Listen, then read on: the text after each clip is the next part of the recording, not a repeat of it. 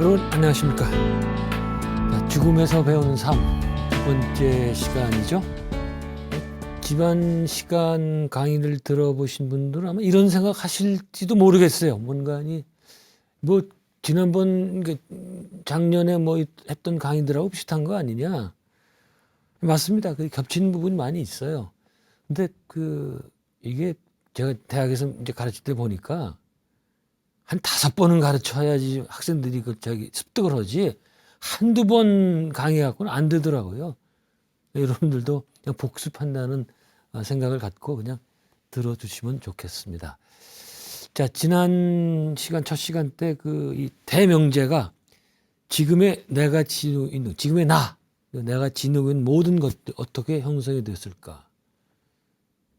그거를 설명해 줄 수 있는 가장 좋은 이론은 까르마론이겠다 얘기를 했고, 또 옆길 강의론도 잠깐 말씀드렸죠. 제가 진짜 하고 싶은 얘기는 옆길 이렇게 옆으로 세면서 해보겠다. 그런 이제 얘기도 했습니다.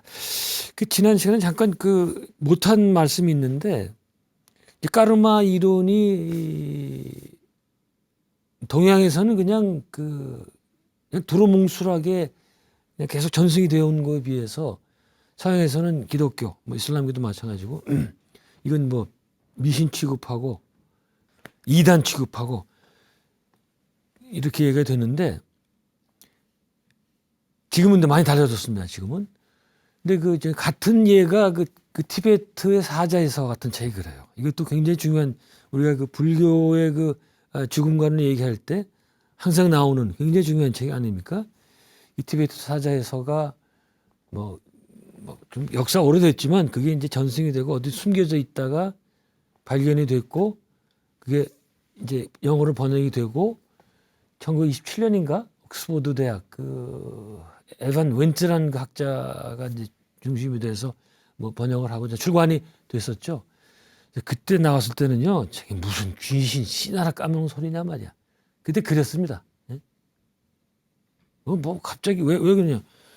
사람이 죽었는데 큰 빛이 나오는데 거기를 빨리 뛰어 들어가면은 이제 해탈이 된다느니 무슨 붓다가 무슨 불상 뭡니까? 부처님 나오고 보살님 나오고 이런 얘기가 계속 나오니까 저런 미신 같은 책이 어딨냐 이렇게 취급을 당했었어요. 그랬던 게 1970년대 중반에 근사 체험자들, Near Death Experience, 이 사람들이 나오면서 티베트 사자에서가 진짜로 진실로 판명이 되는 거예요. 왜 그러냐? 근사 체험자들이 첫 번째 체험이 그거거든요. 큰 이런 아주 엄청난 밝은 빛을 목격을 합니다. 그게 여러분도 보셨 영화일 텐데, 고스트, 사랑과 영혼에 보면은 이제 마지막에 이 남자 주인공이 큰 이제 굉장히 밝은 빛을 보고서 그냥 막 올라가는 게 있잖아요. 그게 이제 요즘에 상식처럼 돼 있어요. 그게 이제 저승의 문이라고 할 수도 있고 그런 건데, 그런 게 실제로 사람들의 체험에서 나오니까 이게 티베트 사자에서가 바로 이걸 얘기하는 거구나 말이죠. 그래서 지금은 티베트 사자에서 그러면 죽음학 쪽에서는 특히 사후생 쪽에서는 고전처럼 취급받는 책이죠. 카르마 법칙도 지금 앞으로 이제 이런 식의 순서, 이런 식의 방법으로 인정을 받지 않을까. 네. 그래서 이 환생, 특히 환생이라는 것들이 이 reincarnation, 이게 서구에서는 그냥 볼 것도 없는 이단. 왜 기독교에서는 단생 하나만 취급하잖아요. 제가 기독교의 단생론, 이번 생만 존재한다고 믿는 거, 그게 왜 잘못되는가 나중에 제가 말씀드릴 거예요. 논리적으로 잘못됐고, 그거는 이게 단견.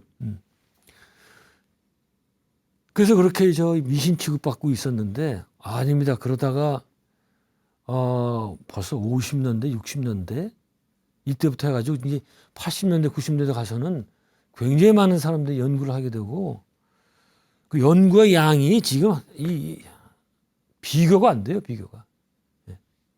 그리고 연구할 뿐만 아니라 아예 자기의 세계관으로 편입시키는 사람도 많이 생겼어요. 근데 이제 왜 제가 이제 이런 사후생 얘기를 많이 하면 또 어떤 사람은 그러더라고요. 최준식 교수는 맨날 뭐 말만 뜨면은 사후생 얘기하고 말이죠. 환생 얘기 그런 것만 얘기하냐. 그렇게 얘기를 하는데 제가 이런 얘기를 괜히 뭐 전생 얘기하고 이런 게 결국 뭡니까?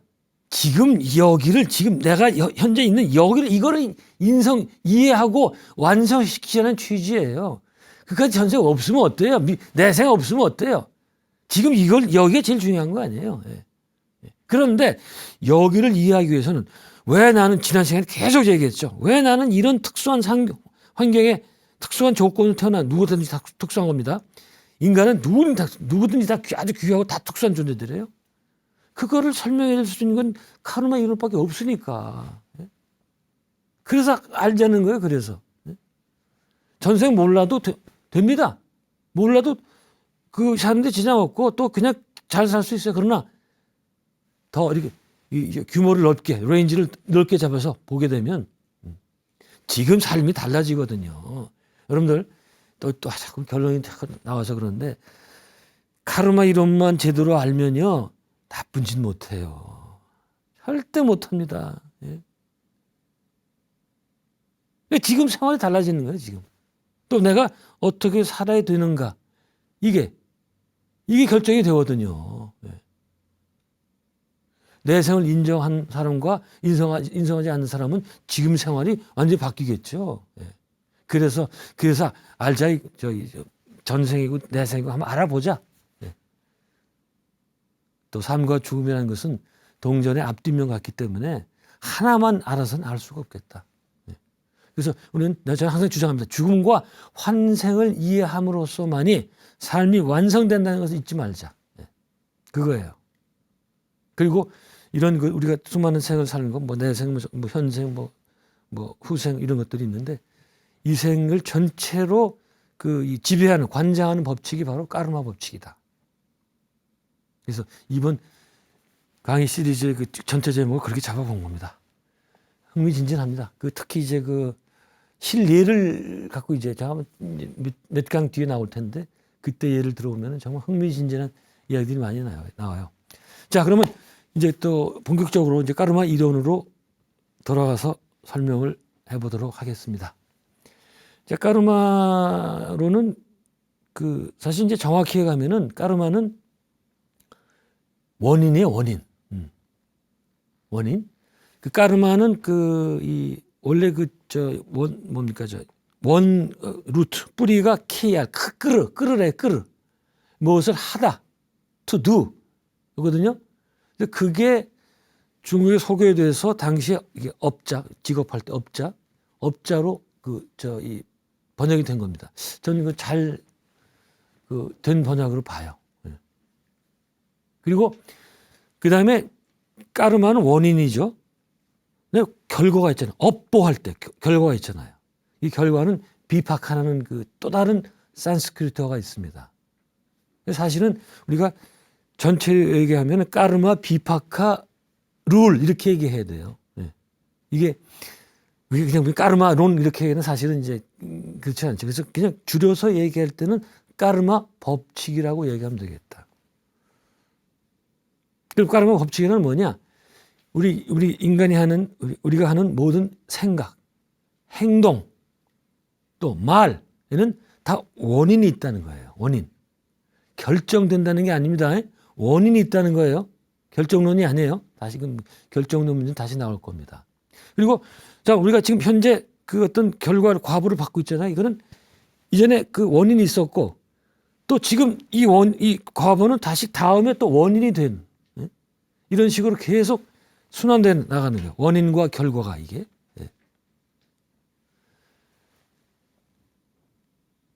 이게 아주 간단해요. 이 법칙이라는 거는 지금 내가 하는 모든 것은 내가 하는 거에 따라 달렸단 말이죠. 지난 시간에 얘기했지만 저는 이 법칙을 소개를 하면은 다들 좋아하실 줄 알았더니 전혀 그렇지 않았단 말이죠. 요즘 세태가 그렇잖아요. 전부 힐링 나 좀 치료해 달라고 그러고 뭐 이러잖아요. 뭐 힐링 뮤직, 뭐 힐링 명상 이런 얘기를 하면서. 근데 저는 그런 얘기를 해요. 나를 현재 이렇게 만든 게 내가 이렇게 한 거다 말이죠. 근데 왜 남 보고 고쳐달라고 그러냐 말이야. 내가 고칠 수 있어요. 그거. 네? 충분히 가능합니다. 근데 우리 그렇잖아요. 아플 때 내가 고치는 것보다는 병원 가서 빨리 고치는 게 좋으니까 그렇긴 하죠. 저는 사실 병원 얘기가 나와서 그러는데 웬만한 건 제가 그냥 고치거든요. 네. 원인을 알면 고칠 수 있는 거 아닙니까? 여하는 병원에 안 가는데 뭐 이런 식으로 좀 그냥 병원 안 가도 날 수 있는 병들이 많이 있어요. 세균성 질환 같은 거는 병원에 가야 되지만 그렇습니다만 이게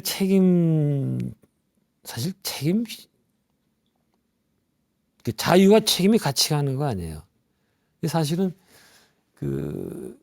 인간은 뭐 자유를 희구하는 존재, 자유를 원하는 존재다 이런 얘기를 많이 하는데 그게 정반대설을 내는 사람이 에리 프롬이라는 사람이었죠. 뭡니까 자유로부터의 도피라는 유명한 책, 에리 프롬의 이 대표적인 책 아닙니까? 벌써 오래됐죠. 몇십 년 됐으니까 고전적인 책이 됐는데 거기서 이제 프롬은 저거예요. 그 책을 왜 썼는가 하니 인간은 자유를 희구하는 존재라고 보통 알고 있는데 사실은 그렇지 않더라. 인간은 자유에서 도망가려고 한다. 왜? 우리가 내가 자유로워질 때 거기는 내 책임을 져야 되기 때문에. 예. 그러면서 이제 그 사람이 그 책을 쓰게 된 배경은 2차 세계대전을 왜 독일 사람들이 이성적인 독일 사람들이 왜 그런 히틀러한테 이게 좌지우지 당했을까? 그걸 이제 쓴 거거든요. 그래서 우리 인간들은 자유를 원하기보다는 더 큰 힘의 복속이 돼서 자기 자유를 포기하고 책임을 지지 않고 모든 걸 다른 사람한테 다 맡기고 자기는 그냥 맹종하는 이런 걸 좋아한다. 그런 게 이제 인간의 기본적인 속성이다. 이렇게 얘기를 하는 게 있었습니다. 뭐 상당히 재미있었던 건데 그래서 제가 이 까르마 이론이 별로 인기가 없는 것 같습니다. 그러나 이제 시간이 지나면 이제 이게 아무래도 지력이 좀 필요한 것 같아요. 이 까르마 이론도 제가 지난 시간에 그 얘기를 했죠. 이 시크릿 같은 책 보면은 내가 간절하게 원하면 뭐든지 이룰 수 있다 이러는데 글쎄 저는 그게 과연 그럴까? 아니 전에 안 될 것 같은 일을 원한다고 됩니까? 제가 예를 들어서 제가 지금 이제 70대 내일 모레 70인데 제가 지금 손흥민 같은 축구 선수가 되겠다고 할 수 있어. 원하면 할 수 있어. 되겠습니까? 그게 될 거를 원해야지. 그렇지 않아요? 역시 여기 지력이 필요해요. 그런데 저처럼만 생각해서는 또 안 되는 게 까르마 법칙이 볼 때 까르마 법칙에서는 그러거든요. 아무리 어떤 것을 배우려고 할 때 어떤 때도 늦은 때는 없다. 아무리 늦어도 시작해라 이거예요. 그러니까 예를 들어서 다 늙어가지고 70이 돼가지고 80이 돼가지고 박사하는 분도 있고 뭐 새로운 일을 하는 사람도 있고 이러잖아요. 다 좋다 이거예요. 왜? 이번 생이 끝이 아니니까. 예를 들어서 이번 생에 이제 마지막에 어떤 할머니가 이제 생을 마치기 전에 나 정말 이번 생에 피아노를 치고 싶었는데 칠 시간이 없었어. 한번 하고 싶어. 그래가지고 인생 만년 피아노를 친 거예요. 자, 그러면 까르마 이론이 하면 어떻게 되는 줄 아세요? 그 피아노를 배우고 싶은 열망이 그게 그대로 영혼의 정보가 저장이 돼서 다음 생으로 넘어갑니다. 그러면 다음 생에는 어떻게 돼요? 초반부부터 이제 피아노를 치기 시작을 해요. 상당히 일지월장을 하겠죠. 그래서 한 몇 생 지나가면 저 세계적으로 유명한 피아니스트가 될 수도 있겠다. 네, 그런 겁니다. 제가 이런 얘기 할 때마다 드는 실례가 하나 있는데 벌써 몇 년 전인지 모르겠는데 나빌레란가 뭐 그런 드라마가 있었어요. 나빌레라. 그가 주인공으로 나왔는데 우편 배달원이었었어요. 근데 그렇게 발레를 하고 싶은 거야, 나 참. 아니, 노인네가 70, 60대겠죠. 현역이 있었어요. 자, 어떻든 그 나이에 무슨 발레를 합니까? 말이 됩니까? 20대 해도 안 되는 건데 발레라는 게. 근데 이 양반이 그냥 시작을 했어요.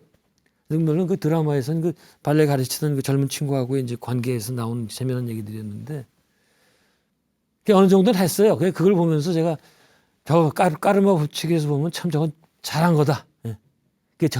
만약 어떤 사람이 저런 식으로 살았다면 이 사람은 몇 생 뒤에는 유명한 발레리나가 될 수도 있다. 예. 이런 생각을 해봤습니다. 자, 다시 옆길은 그만 가고 다시 돌아옵니다. 자, 까르마 법칙을 생각할 때 여기는 대전제가 있습니다. 전제. 몇 가지가 있는데 그중 가장 중요한 것은 인간에 대한 정의에서 찾을 수 있겠다. 이거 굉장히 중요한 겁니다. 인간은 뭐냐? 한마디로 얘기하면 영식의 존재다. 영식. 이거 저기 대통령 아들 얘기 아닙니다. 대통령 아들 우리가 영식이라고 그러죠. 네. 그 영식이라는 뭔가니 영혼할 때 영자에다가 의식할 때 식자. 사람들은 지금 굉장히 잘못 생각하는 게 뭔가 있는가니 인간은 영을 지닌 육신이라고 생각을 하죠. 네? 그게 아니라는 거예요. 인간은 원래는 영인데 육신을 가진 영이라 이거예요. 뭐가 먼저다? 영이 먼저라 이거예요. 네? 우리가 가진 거는 전도된 세계관. 이 전도된 세계관 제가 칼 막스에서 따온 거예요. 칼 막스가 이제 그 어떤 걸 주장했습니까? 보통 사람들은 일종의 가치관이라든가 그 정신적인 것이 물질적인 거를 지배한다고 생각을 했잖아요. 근데 칼 막스는 그게 바로 전도된 세계관. 그게 틀렸고 밑에 물질적인 조건이 정신적인 조건을 관장한다. 컨트롤한다. 이렇게 봤잖아요. 그래서 노동 조건이라든가 생산 조건이 우리의 그 이제 정신, 영혼 이런 것들을 변화시킬 수 있다. 굉장히 좋은 저도 전적으로 동의합니다. 그때 이제 나오던 전도된 세계관인데 저도 좀 있어 보이는 척을 하려고 그 단어를 써봤습니다. 저는 영식이란 단어가 인간의 영혼을 묘사해주는 가장 좋은 단어가 아닌가 싶어요. 영혼이라는 단어도 있고 의식체 여러 가지 이 단어가 있거든요. 근데 그 중에서 가장 영식이라는 게 좋다고 생각하는 왜? 그 영이라는 거는 스피릿, 그 에너지를 뜻하는 에너지. 응? 그래서 우리가 영혼을 얘기할 때 한마디로 얘기하면 영혼은 에너지다. 육신은 매터, 물질이고. 근데 그냥 에너지가 아니고 consciousness, 의식을 갖고 있는 영이다. 에너지다 말이죠. 그래서 이 영혼은 말이죠. 우리 영혼은 의식이 있기 때문에 무엇이든 인지할 수가 있습니다. 영혼 상태에서 이 물질계에 일어난 것들 뭐든지 알 수 있어요. 영혼에서는. 그러나 육신이 없기 때문에 감각은 없습니다. 영혼은. 감각이 필요 없는 거겠죠. 그래서 이 영식이 있기 때문에 식이 있기 때문에 영끼리는 교통할 수가 있습니다. 네. 근데 사람들의 문제는 조금 전에 말씀드린 것처럼 이 육신을 생각을 하고 육신을 자기라고 생각하고 영이 여기 깃든다고 생각을 하죠. 아까 말씀드린 것처럼 육신이 먼저 있고 여기에 영이 와서 이렇게 들어온다 생각을 하잖아요. 그래서 육신이 쓰러지면 육신이 없어지면 영혼도 없어질 거라고 생각을 하죠. 저는 이거는 전형적인 유물주의적인 유물론적인 세계관이다. 저는 전혀 틀렸다고 생각을 합니다. 이런 세계관, 이런 가치관을 가진 사람들의 얘기는 뭔가 하니 우리 인간의 의식은 뭐다? 뇌의 화학적인 게 불과하다. 우리 뇌에 이제 뉴런이 수조가 있잖아요. 거기에 이제 화학 뭡니까 이것들 화학 재료들이 막 주고받으면서 인간의 의식이 생겨나는 거다. 네. 그렇지만 이건 잘못 생각해요. 뇌라는 것은 뭐다? 그러니까 이 사람들은 이 뇌가 우리의 의식을 만들어낸다고 생각하는 거예요. 응? 아니 물질이 정신을 만들어내요? 그게 가능할까요? 전 그래서 그 얘기 들을 때마다 웃기는데 왜 그런가 하니 물질은 물질이에요. 네? 나중에 또 설명드릴 건데 이 세상에 존재하는 그 존재들 위계 하이라키를 보면 제일 밑에 물질이 있죠. 그 다음에 생명이 있죠. 물질의 생명. 이것도 설명이 안 되는데 그건 제가 그때 설명드릴게요. 그 다음에 감각, 센스. 그다음에 의식이 있습니다. 그러니까 이 물질 이런 아무것도 없는 물질이죠. 여기에서 생명이 생겨나고 그다음에 그 식물이 되고 동물이 되고 인간이 되고 이러거든요. 그러니까 여기서 인간만이 의식이 있잖아요. 의식이. 그런데 물질에 불과한 이 뇌가 생각을 한다고요. 이게 차원을 너무 뛰어넘어서 하는 얘기예요. 그러니까 이 뇌라는 거는 매개체에 불과한 거다. 그냥 이렇게 생각하셔야 돼요. 우리 영식이 물질계에 왔을 때 여기에서 활동하려면 매개체가 필요하다. 이거 없으면, 이게 뇌라는 게 없으면 우리 서로 교통이 안 돼요. 우리 육신이 없으면 우리는 서로 이게 말이라든가 이런 식으로 서로 소통을 할 수가 없다. 그래서 이 육신을 뭐라고 얘기하는 거니? earthly suit. 지구 옷이라고 얘기를 합니다. 지구 옷. 이 옷이라면 옷. 왜? 여기서 생활하기 위해서는 이 옷이 필요한 거예요. 그럼 이렇게 생각해 보세요. 우리가 우주 비행사들이 우주에 나가면 어떻게 됩니까? 그땐 우주복이 필요하죠. 그게 우주복이 없으면 그 사람은 아무것도 할 수가 없잖아요. 바로 죽죠, 뭐 그냥. 그래서 우주복이 없으면 어떻게 죽을까요? 진공 상태니까 쪼그라드나 이게 터져 죽나 한번 생각해 봐야 되겠습니다. 그런 거란 말이죠. 바로 육신이 바로 그런 거라서 또 이제 TV 수상기에 뇌를 얘기할 때 TV 수상기 모니터에도 많이 비유한다고 그랬었죠. 만일에 이 뇌가 우리 인간의 생각, 정신을 만들어낸다는 사람에 따르면 TV에 나오는 그 프로그램은 이 수상기가 만들어낸다고 봐야 되는 거예요. 아니잖아요. 프로그램은 다른 데서 만들어져서 방송국에서 만들어져서 오는 거 아닙니까? 그리고 뇌는 그냥 그걸 받아서 보여줄 뿐이죠. 그런데 수상기가 망가지면, TV가 망가지면 볼 수가 없죠. 근데 프로그램이 없어집니까? 프로그램은 있잖아요.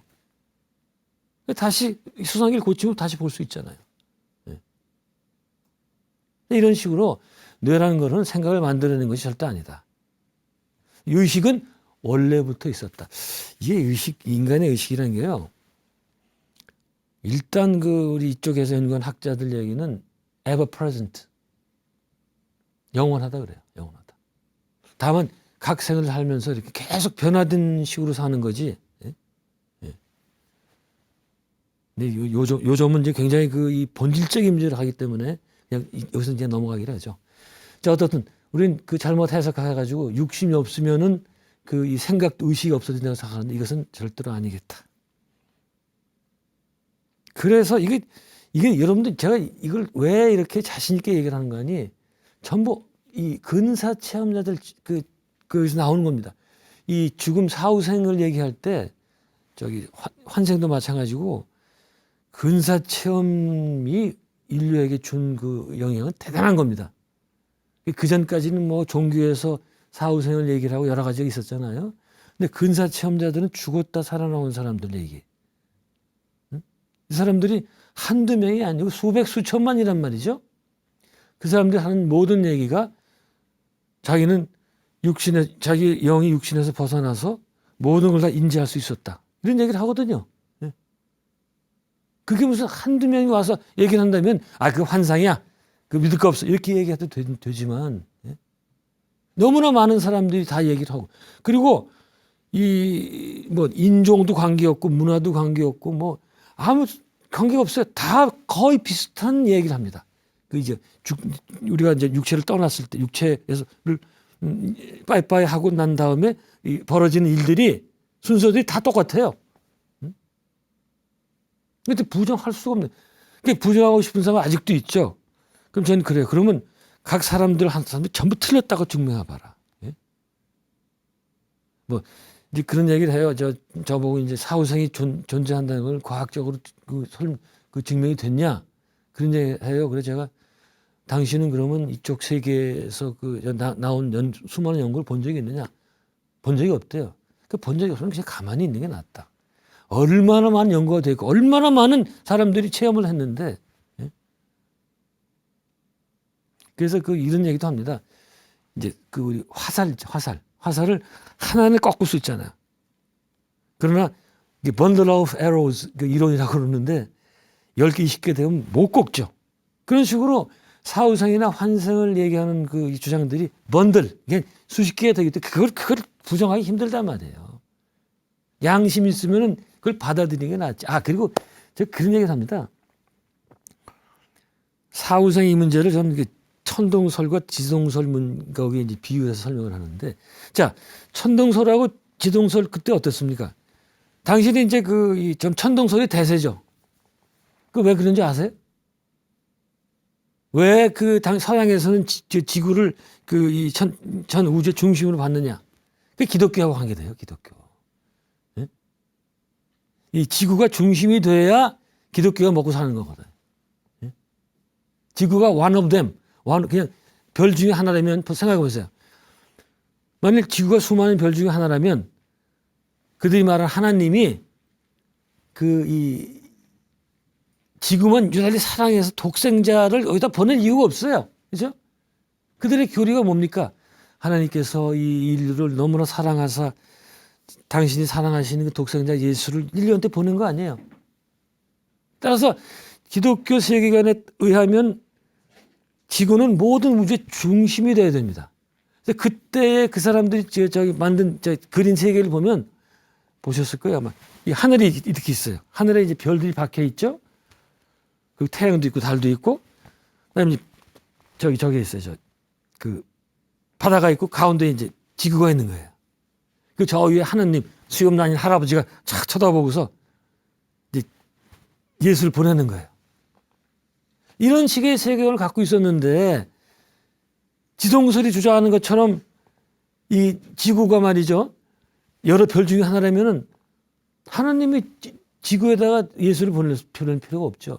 그래서 이 코페르니쿠스니 갈릴레오니 이 지동설을 주장하는 학자들이 나오면은 교양청에서 그냥 이 개가품을 누고 그냥 단절시키고 막 죽이고 막 이랬던 거예요.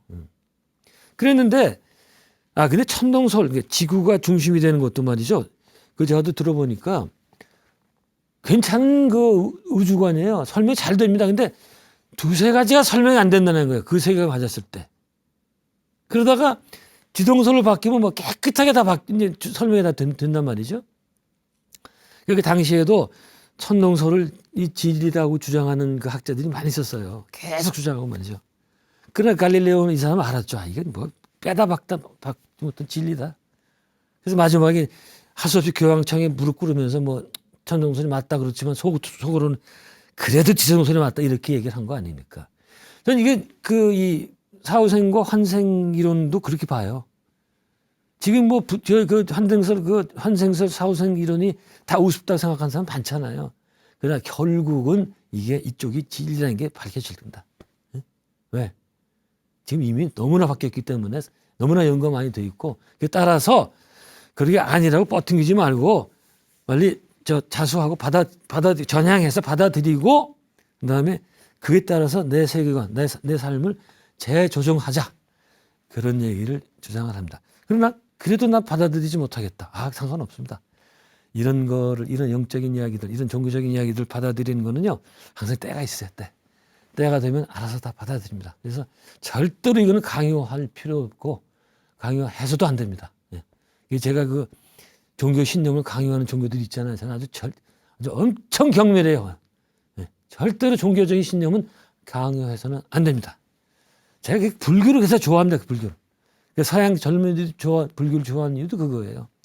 2000년 동안 기독교 강요에 도구마에 졌다가 불교에 오면은 그냥 너무 널널하니까 부처님이 뭐라 그래요? 그 제자들 보고 너희들 내가 죽은 다음에 내 가르침이라고 해서 그냥 받아들이면 안 된다. 너희들 생각해보고 그게 사실 진리라 생각되면 받아들여라.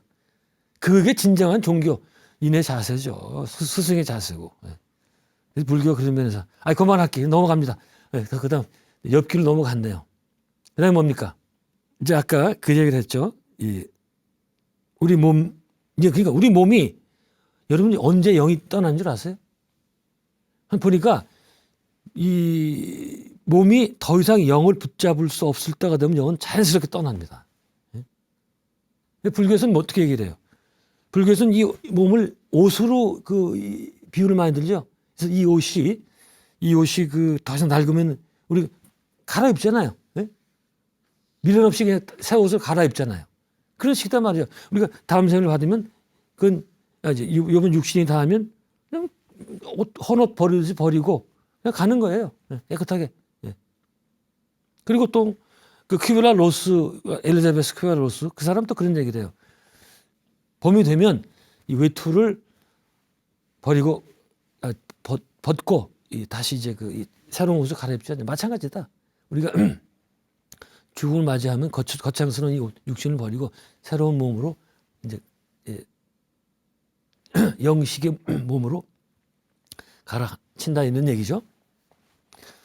그래서 불교에서는 이제 이 몸에 대한 그 집착이 없으니까 우리가 죽으면은 깨끗하게 그냥 화장해 버리잖아요. 예. 그 저도 여기 동일하죠. 당연히 화장해 버려야 되는데 전 여기서 무슨 생각이 드는 거 아니?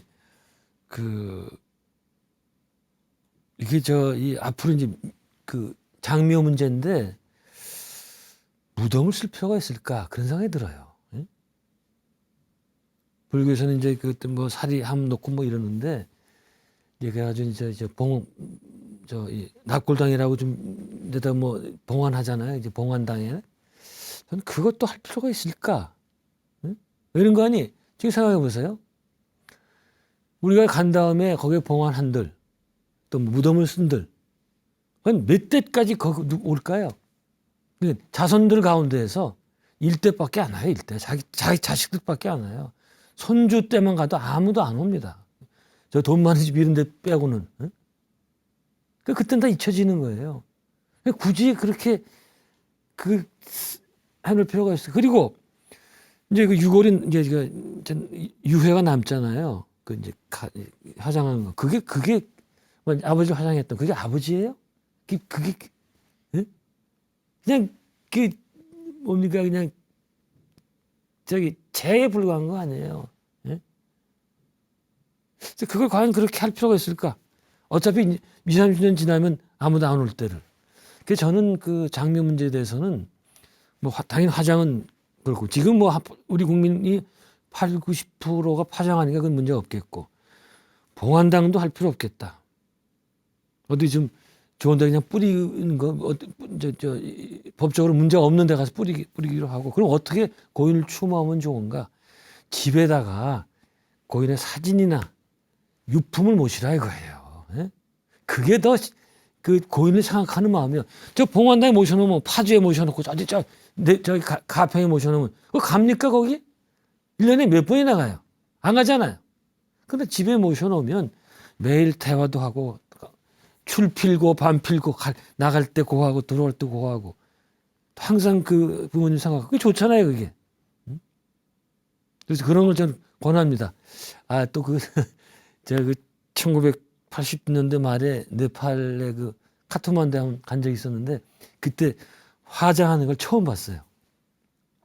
힌두교 사원이 있었고 근처를 가니까 벌써 오징어 타는 냄새가 나더라고요. 우리 몸이나 오징어나 같은 단백질이니까 타는 냄새는 똑같아요. 야, 그거 잊지를 못해요. 장자가 이렇게 싸놨는데 이게 다리는 밖으로 좀 나와 있더라고요. 장자 다 못하고 여기를 먼저 태우더만요. 여기를 막 태우다가 이제 여기 다 타면은 옆에 하는 사람이 다리를 쫙 들어가 쫙 이렇게 포개더라고. 그렇게 해서 태워가지고 그냥 강에다가 쭉 밀어넣어 버려요. 그냥 뭐 그것도 좋다고 생각이 되는데 그것도 이제 돈 많은 사람들이나 그렇게 하는 거고 인도에도 이전에는 돈이 없어가지고 장자가 살 돈이 없어서 그냥 천에다가 이제 둘둘 시신을 말아가지고 갖다 버리고 그랬잖아요. 그 천은 어디서 썼다고 그랬죠? 또 스님들이 그 천을 가져다가 깨끗이 빨아서 누벼가지고 그거를 자기 승복을 썼다는 거 아닙니까? 이게 불교의 청빈 정신이에요. 세상에 이럴 수가 없죠. 이런 게 진짜 불교입니다. 지금 그렇게 하고 싶어도 할 수가 없겠죠. 네. 다음으로 가죠. 자, 어떤 이렇게 쭉 보시면 우리가 인간은 사후생이 있고 또 당연히 인간의 영혼은 당연히 존재한다는 이게 그대로 이제 들어오게 되죠. 그다음 질문은 그러면 이 각 영혼들은 왜 이 세상에서 살까? 존재 이유는? 또 혹은 인생의 목적은 무엇일까? 우리는 개별적인 영 아니에요. 우리 개별적인 영들은 왜 여기서 살고 있을까? 이거를 까르마 법칙의 입장에서 보면은 우리는 영적인 진화를 이루어서 거기 반드시 도덕적인 완성이 들어가야 됩니다. 그래서 우리가 원래 왔던 자리, 그걸 이제 진화의 마지막 정점, 캐톨릭의 유명한 신부였던 샤르댕, 테일르드 샤르댕 신부는 오메가 포인트라고 이렇게 얘기를 하죠. 그걸 불교식으로 얘기하면은 깨닫는 깨달음, 또 불성의 발현, 기독교식으로 얘기하면 그리스도의 의식의 발현. 이게 바로 우리 모든 인간이 도달해야 될 마지막 목적이다. 네. 그걸 위해서 너무 여기 왔는데 너무 거창하게 생각이 되시죠, 이게? 응? 제가 이게 진리라는 걸 하나하나 지금 말씀드릴 수가 있어요. 그런데 우리가 거기까지 가기 위해서 우리가 반드시 해야 될 일이 도덕의 완성이에요. 네? 이게 모든 종교는요, 시작할 때 도덕, 윤리 이렇게 시작해요. 윤리. 네? 예수도 처음 왔을 때 뭐라고 했습니까? 회개하라. 응? 죄를 회개하라 이거예요. 도덕부터 차려야 되는 거예요. 불교도 마찬가지예요. 네? 그다음에 여러분들 잘 아시죠? 요가 수트라 아시죠? 요가 수트라. 기원전 2세기경에 파탄잘리가 요가를 정리해버렸잖아요. 그래서 그 사람이 요가 8단계를 나눴죠. 첫 번째가 뭡니까? 금계. 윤리예요, 윤리. 뭐 하지 말라. 살생하지 말아라. 거짓말 하지 말아라. 간음하지 말아라. 이런 거예요. 윤리. 그 다음에 권계. 해라. 이제부터 이제 해라. 그 다음이 아사나예요. 그 다음에 이제 머리 다리 들고 올리고 꼰다리 똑 꼬고 이런 아사나. 예? 체조법이에요. 그러니까 그 다음에 이제 호흡, 명상 이렇게 가는 거거든요. 이런 종교적 수행을 위해서는 윤리는 꼭 필요한 거예요. 윤리적으로 이게 완성이 안 되면 어떤 종교 수준이 필요 없는 겁니다. 있을 필요가 없어요. 근데 바로 이 윤리적, 도덕적인 완성을 하게끔 도와주는 게 까르마 법칙이라 이거예요. 그래서 이번 제가 강의 시리즈에서 계속 말씀드릴 건데, 그런데 자, 요번 생 7, 80년 요 생 가지고 우리가 윤리적으로 완성할 수가, 도덕적으로 완성할 수가 있어요? 예? 적어도 굉장히 성숙된 인간. 예? 여기서 성숙된 인간이라는 건 뭔가 하니 탐욕적이지 않고, 이기적이지 않고, 거짓말하지 않고, 또 항상 남을 돕고. 그런 분들이 주위에 있나요? 많지 않아요. 자, 종교인들 간데도 별로 없어, 제가 보니까. 그러니까 요 짧은 인생 동안에 할 수 있겠냐 이거예요. 힘들죠. 칸트가 그런 얘기를 했다고 그러더라고요. 제가 칸트 책을 직접 본 거 아니고 공부했던 사람 들은 건데, 칸트도 도덕 비판 책을 썼잖아요. 이번 한 세 갖고 부족하다. 또 어떤 사람은 어떤 미국의 유명한 명상가인데, 그랜드 캐년 같은 엄청난 자연의 경관도 이게 자연이 만들어내기 위해서 수천만 년의 세월이 걸렸는데, 어찌 이 고귀한 인간이 7, 80년의 짧은 시간으로 인격의 완성을 이룰 수 있겠냐, 이게요. 안 된다 이거죠. 만약에 이번 생 하나로 끝난다면, 여러분들, 저나 여러분이나 여러분들은 잘 사셨겠고, 저는 보면은 한 실수만 저지르고 말이죠. 그냥 욕망에 끄달리고 일어나는 것도 제대로 책도 많이 내는데 제대로 된 책 낸 것 같지도 않고, 자랑스럽게 생각한 것도 없고, 잘한 게 하나도 없는 것 같아요. 그래서 제가 생각에, 이렇게 나 끝나면 나 이거 허무해서 어떡하나 이거야. 어떻게 감당할 수 있겠는가. 다음 생이 없다면은 이 허무함을 어떻게 감당할 수가 있겠는가? 여러분은 어때요? 한번 생각 안 해보셨어요? 얼마나 허무합니까? 근데 다행히 인간은 환생하고, 그다음에 인간이 이 환생할 때 우리를 계속해서 교정해 주는 거. 제가 이 내비게이션의 예를 많이 듭니다. 우리가 이 차를 몰고 가다가 내비가 가라고 그러는데 안 갔잖아요. 그러면 어떻게 됩니까? 또 재설정하겠습니다. 그러고 다른 길을 얘기해 주죠. 바로 까르마 법칙이 그런 거겠다. 예? 우리가 살면서 많은 일탈하고 나쁜 짓하고 뭐 바보 같은 짓하고 이렇잖아요. 불교에서 말하는 탐진치, 예? 탐과 성내고 뭐 어리석고 이런 짓을 한두 가지 한 게 아니잖아요. 그럴 때마다 우리 까르마 법칙은 옆에서 계속 경고음을 줍니다. 예? 계속 경고를 주면서 그리 가지 말라고 그래요. 이런 겁니다. 우리가 일탈 정도에 따라서 까르마 법칙이 주는 이 고통이 달라요. 조금 일탈하면 조금밖에 안 주고 많이 일탈하면 세게 줍니다. 예? 이런 식으로 해서 계속 우리를 도덕적으로 연마시켜주고 성숙 인격으로 갈 수 있도록 도모해 줍니다. 예. 근데 이거는요, 여러분들이 나 그거 싫어, 그거 안 해, 나 그냥 여기서 먹고 그냥 마음대로 그냥 마약도 하고 이러고 살래, 이렇게 한다고 되는 게 아니에요. 예?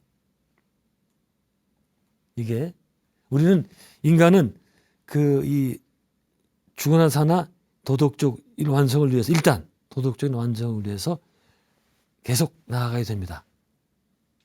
그냥 이런 말씀드리면 또 무슨 또 귀신 씻어나 깜명 소리냐, 이해가 안 된다 말씀하실 텐데, 저는 다음 시간에는 바로 이제 까르마 법칙에서 이렇게 얘기하는 이 도덕의 완성, 혹은 진화, 인간이 진화하고 발달하는 거를 현대 심리학 입장에서 이 비슷한 얘기를 한 유명한 현대 미국 심리학자가 있습니다. 그 심리학자의 이론을 들어서 더 쉽게 설명해 보도록 하겠습니다. 네. 더 흥미진진한 다음 강의를 기약하면서 이번 강의 여기서 마치도록 하겠습니다. 감사합니다.